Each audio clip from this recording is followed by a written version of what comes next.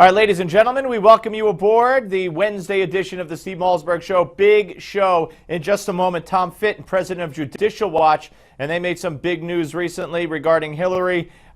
He will join us, and of course, later on in the show, Tom Morell will join us exclusively here for a two-parter at the beginning of the next hour. He has a lot to say about some new emails that have been uncovered, new documents, as well as he'll weigh in on Obama, ISIS, and the documents that have been released today regarding Osama bin Laden. Also, Eleanor Clift will join us a little bit later on. You're not going to want to miss that one. I just want to read something to you. This escaped me until, well, the New York Post wrote about it today. There's a directive that has reportedly gone out to New York City police officers. Don't arrest drug dealers who are over 40 years old.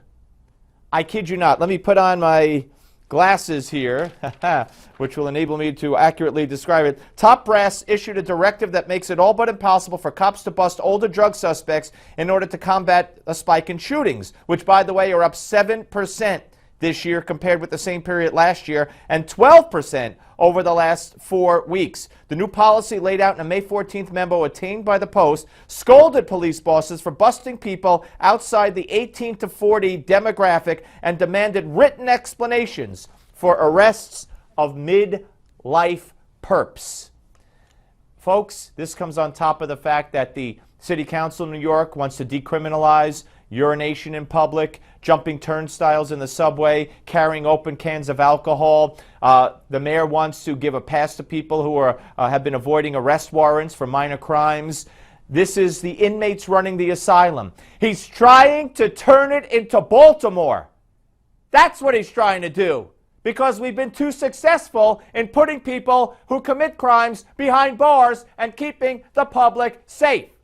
That doesn't fit with the progressive plan for the cities in this country. So let the criminals roam free, empty the jails, and you and I will live in fear. That's what they want. All right, now, let's listen to a little bit of Hillary Clinton from yesterday, and then we'll go to Tom Fitton. I worked extremely hard on behalf of our values and our interests and our security, and the emails are part of that. So I have said publicly, I'm repeating it here in front of all of you today, I want them out as soon as they can get out. But will you demand it? Will you demand it? Well, they're not mine. They belong to the State Department. So the State Department has to go through its process, but as much as they can expedite that process, that's what I'm asking them to do. Please move as quickly as they possibly can to get them out. I don't know. Tom Fitton, president of Judicial Watch, author of the New York Times bestseller, The Corruption Chronicles. Tom, when you heard that, based on what you have gone through in court with the State Department and Hillary, what went through your mind? Well, she hid these records from the American people for years. The ironic thing is she has all these records. And if they're, quote, State Department records, then why did she keep them in her home or wherever she was keeping them until someone asked her for them and kind of forced her response?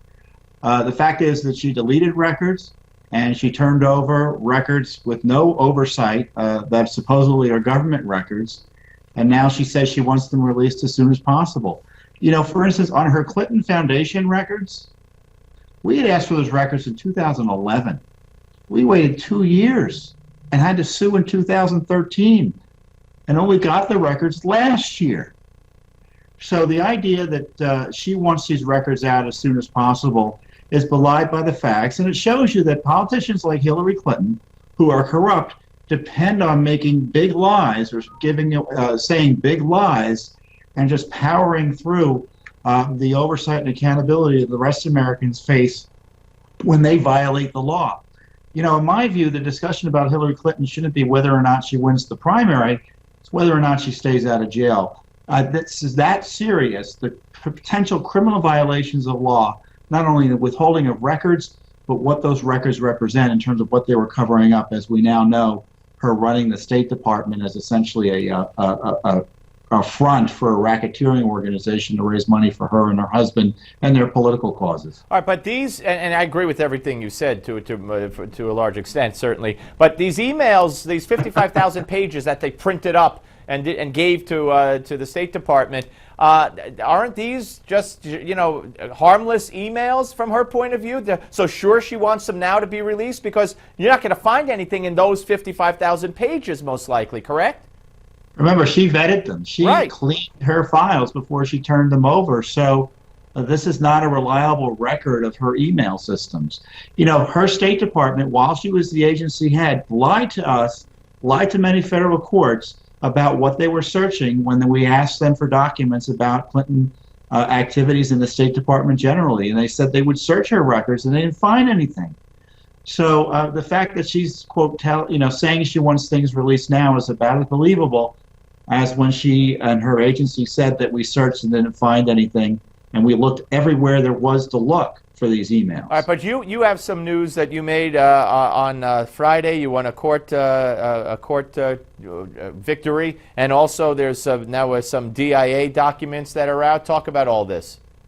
Well, the first one is the courts don't have much patience for this. We had shut down a case, Freedom of Information Act case, based on these lies, and we went back and asked the court to reopen it because this is new information.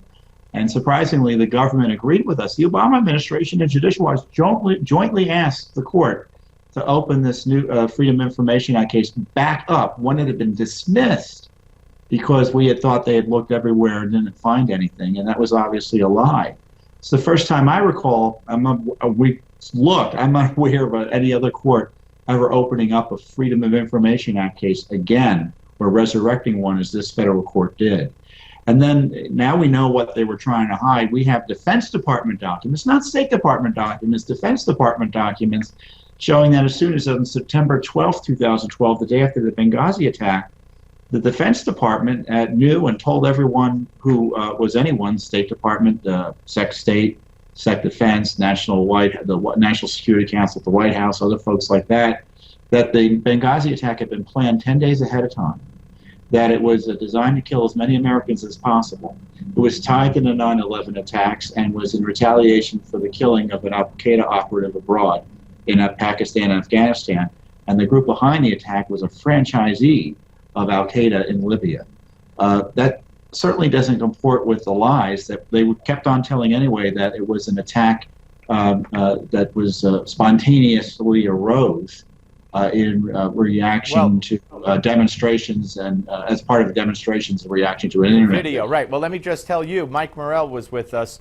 It'll be airing in the next hour. We did it a few minutes before we took to air in this segment, and I presented him with that, and he maintains that we still don't know if it was the video, and he maintains that the overwhelming intelligence backs that up, that this document, this DIA document, was gathered by one person or a few people and does not really fall in line with the overwhelming intelligence that has become accepted intelligence for what happened. So I'm just letting you know what his at least response is.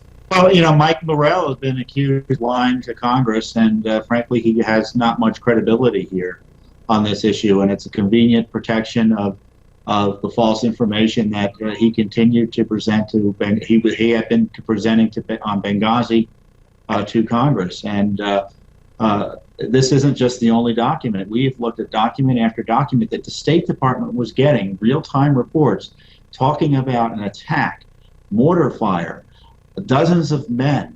There are documents showing that they said it was a terrorist attack. So I don't understand why this man continues to peddle the falsehood, and it is a falsehood, because there's no information out there that a demonstration was taking place or that it was in response to internet video. The information that's out there shows it was a terrorist attack, coordinated and planned. And Mr. Morrell sounds to me like he still wants a job in the next Democratic administration, or maybe he wants to work for Hillary Clinton. I don't know. All right, Tom, appreciate it. Great. You want to finish up? We got about 20 seconds. Well, we're still waiting for more documents from the State Department, and we've got more coming. I tell you, this Benghazi scandal is just beginning, and Hillary Clinton saying she wants the emails out, we're going to show you why she doesn't want them. All right, thanks. Appreciate it, Tom. We're coming back, folks. Congressman Diane Black. Don't go away.